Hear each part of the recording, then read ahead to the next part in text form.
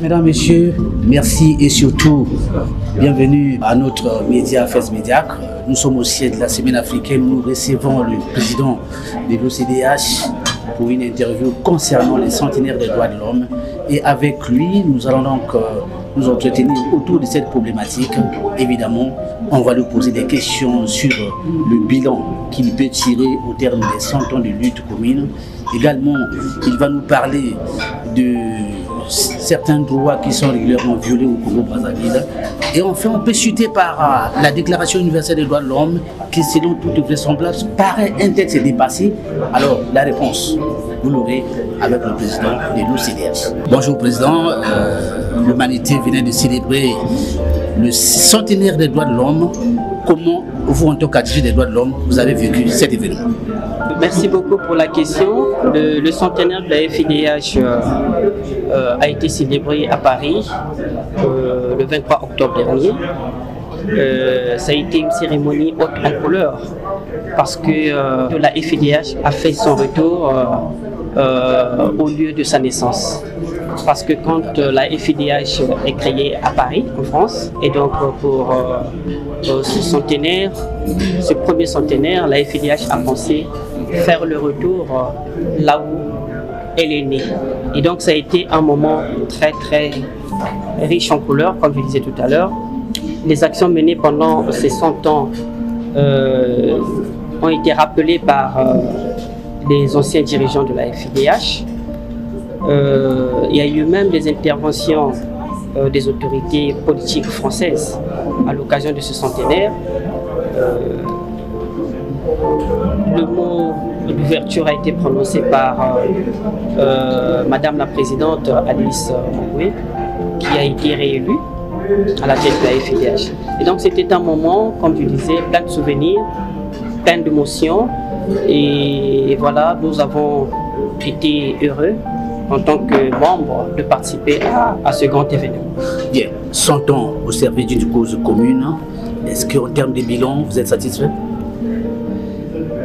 L'OCDH, pour sa part, étant membre de la FIDH, est satisfait du bilan.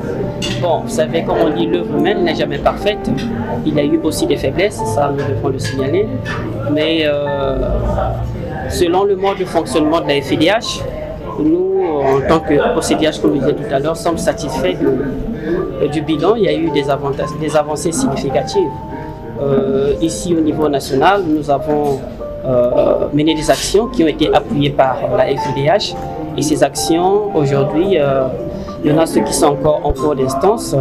Et donc, pour nous, c'est déjà une victoire parce que il y a quelques années de cela, on ne pouvait pas imaginer. Mais aujourd'hui, ces choses qui est en train d'être faite avec l'appui de la FIDH.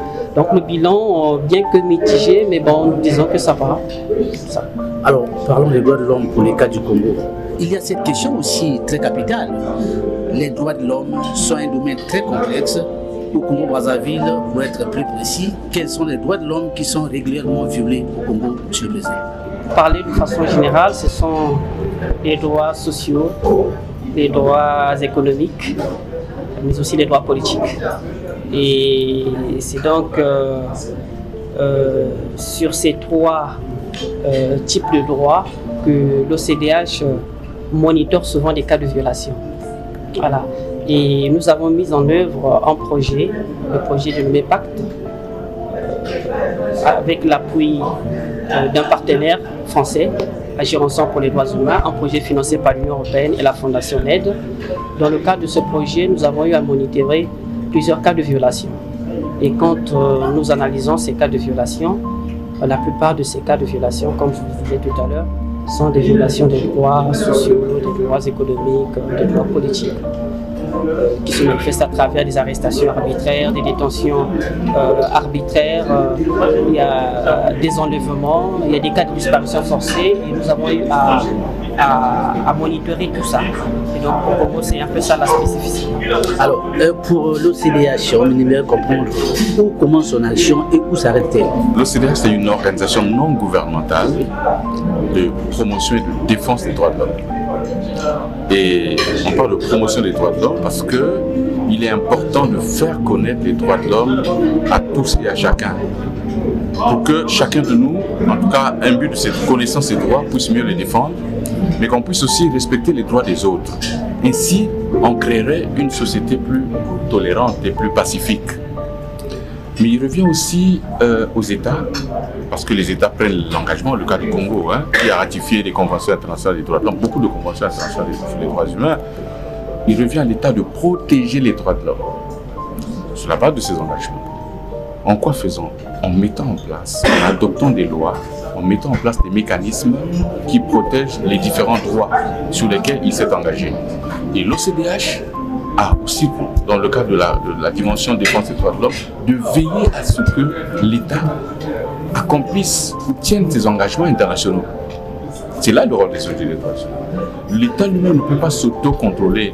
Il faut des organisations indépendantes, des citoyens, parce que l'État a pris ses engagements au nom du peuple, autant au nom des populations, n'est-ce pas, qui sont bénéficiaires et les premiers bénéficiaires de ces engagements internationaux.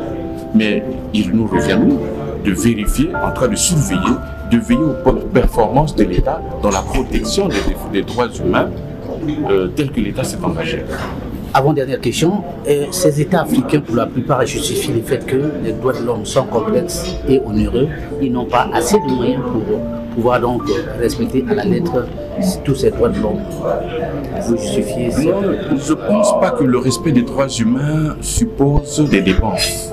C'est une question de responsabilité, une question de volonté politique. Je ne crois pas que pour qu'on ne mette pas des arrestations arbitraires, comme le directeur vient de le dire, il faut de l'argent.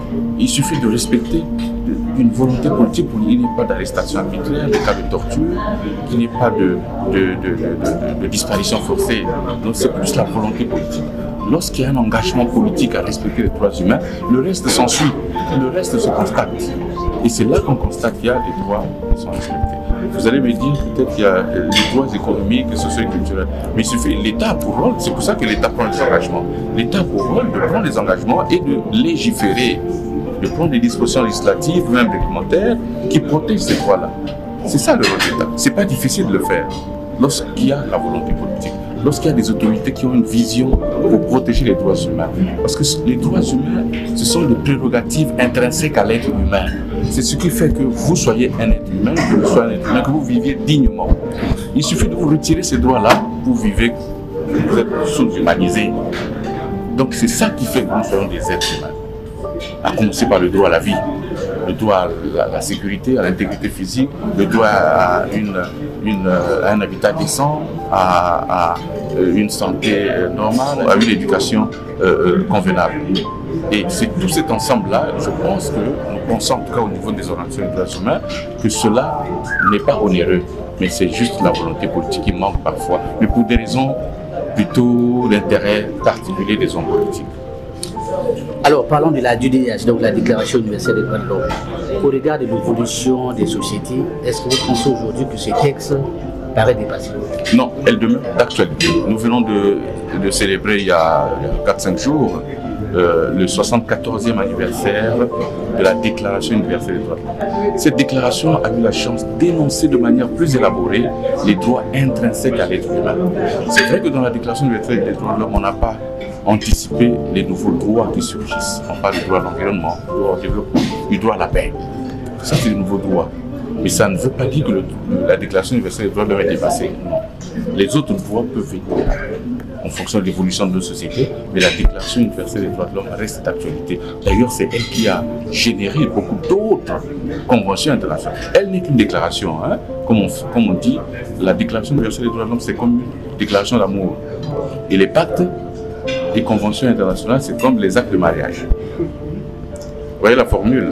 C'est comme des actes de mariage. Là, on formalise, quoi. Mais la Déclaration universelle des droits de l'homme, c'est une déclaration, on ne la ratifie pas, mais on adhère. On adhère. Et nos États, tous les États ont adhéré à la Déclaration universelle. Et le cas du Congo, la constitution actuelle du Congo intègre la Déclaration universelle des droits de l'homme. Le proclamé a dit la Déclaration universelle des droits de l'homme et tous les textes subséquents font partie de la constitution du Congo brazzaville. Donc c'est pour dire que le document reste d'actualité.